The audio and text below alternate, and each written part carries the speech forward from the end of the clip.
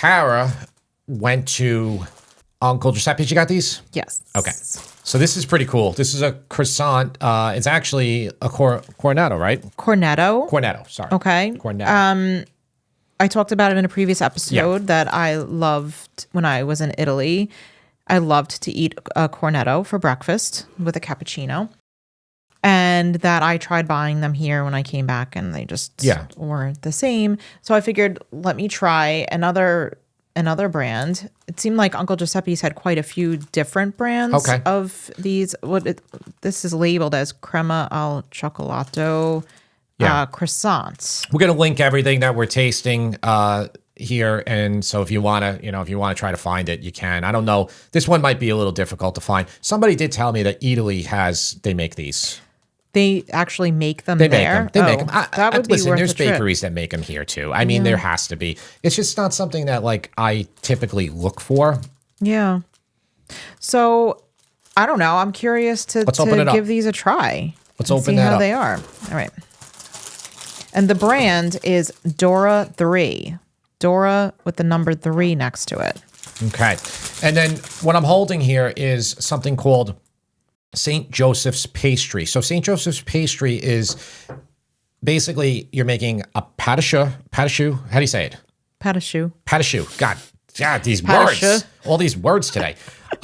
It's called pâte à choux. Pâte à choux. Didn't you take French? Yeah. Pâte à choux. Pâte à choux. Okay. I'm probably saying it wrong too. So what you do is you make your dough. It's like a very satiny dough. You put it in a pastry bag with a pretty thick star tip, and you start from the middle of it and you pipe it out to about 3 inches or 4 inches in circumference, and you continue to go and you continue to pipe till you do your second layer. So for those who are watching, you can see what I mean, how there's a first layer and second layer. Then what you do is you bake these, and then you make a pastry cream. So you can make your pastry cream while it's baking, but your pastry cream needs to be chilled. So this will take you a few hours to do everything. You can do the pastry cream in advance too, which isn't a bad idea. Pastry cream also goes in a star tip. This pastry cream is chouette. I made them yesterday or 2 days ago, and my pastry cream was too thick. It was like a thick custard. So didn't think I had perfect photos. So I made pastry cream again, and then I made it too thin. Okay. And that's why it should look like a nice star tip and star pattern too. And it's not. This is also sitting in the fridge too. I know. I'm a perfectionist. So anyway, the amount to make the perfect pastry cream, I honestly think you're better off not even going by exact weight measurements for whatever recipe you follow. You have to go by feel, which, believe it or not, is how bakeries do a lot of things. Everybody thinks like it's all science behind it, but if you can be having the exact right measurements, if your pastry cream looks like that, you done messed up, okay? That's the thing, right? Yeah. So we're going to taste test that, and we're going to taste test the croissant. Are we going to say which one we think is better? I don't think we should. It's like comparing apples to And by oranges. the way, those say on the bag that they're better heated up. Okay. Yeah. All right. Well, we're going to just eat it.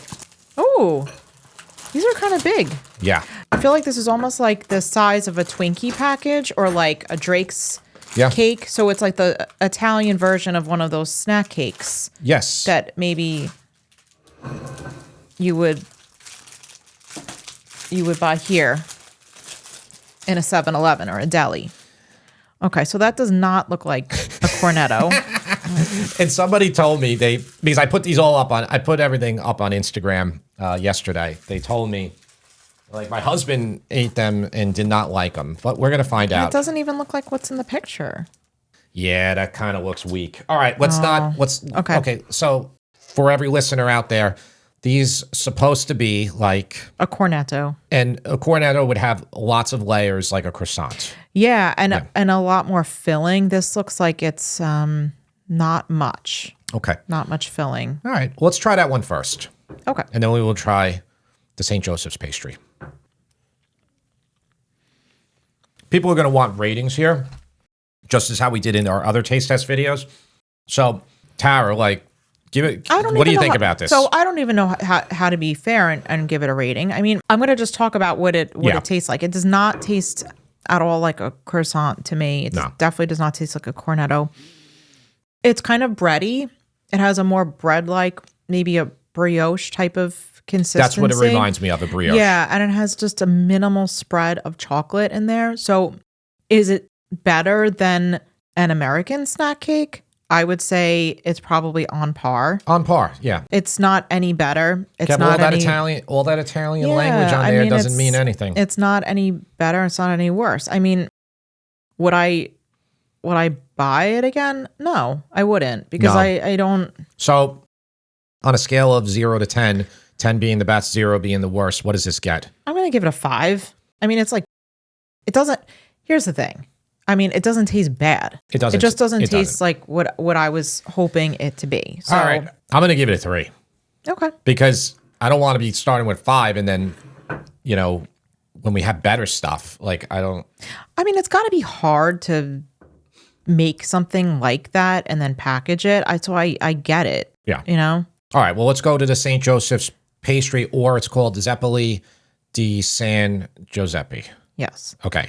So you made this one. Yes, these are made by me. Do you want me to rate this? Yeah, you can rate it. I mean, just again, like I said, on starting in the beginning, the cream, the second batch of cream that I put on top is I scraped off the old one that was like a little thick. I didn't even do the same cream. Instead of it's supposed to have vanilla in it, but I used, what is that stuff called? Fiori di Sicilia. Yeah, so I use that stuff, which is, what is that? That's a mix of vanilla and... It's kind of like orange blossom water and vanilla mixed together. It is outrageous. I used too much of it. I don't think it's too much. Okay. I think this one needed to be a little sweeter. And I messed it up. Now, I didn't put enough sugar. I ate one last night, so I already taste tested this. Sammy's eaten like 3 of them already. They're good. I mean, I'm going to take a bite right now, even though I know what it tastes like. You didn't give an even division of the cherry. You can have the cherry. Yeah. Wow. Yeah. It must be love. It is. All right. Hold on. Is there any of the original custard in there still or not? Or is it all just a second custard? I don't know. I think I got too much cherry juice. I might need to taste it again. Okay. All I taste was the cherry juice. Hold on. Let me take a bite of this one. I don't think we need to rate my own homemade creations. We can. No. But that's pretty damn good. It's really good.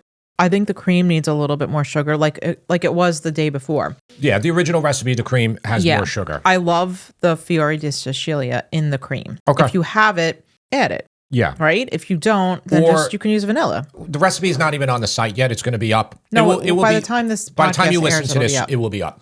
I would say if you want to use the Fiori di Sicilia, you can do half of that and then the rest vanilla. I think for my taste, it's a little too much. But yeah, the original batch, the hardest part of doing this is just going to be getting your pastry cream right. You're better off making your pastry cream on the thicker side because you can thin with milk, just like a teaspoon at a time. If you make it too thin from the get-go, it's harder to thicken it because you already did your mixing. Basically, you want it when you're putting it in your pastry bag, and it does not run out of your star tip. If it's dripping out through the bottom when you're holding it like this, it's too thin. I'm still really happy. This is the first time I made these things. Maybe I made them one time in the past, but... I just want to add, the Fiori di Sicilia is actually a King Arthur...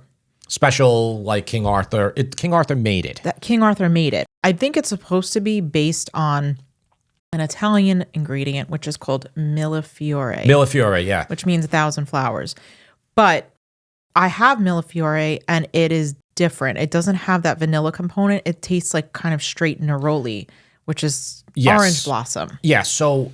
that's exactly what it is. King Arthur's on their website, it is a mix of orange blossom water and vanilla.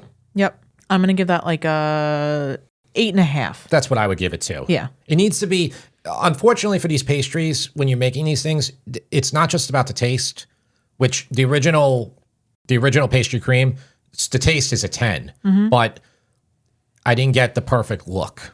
And that's important. I don't know. It tastes pretty good to me. But I just gave you that because I think it needs to be a little bit sweeter. Okay.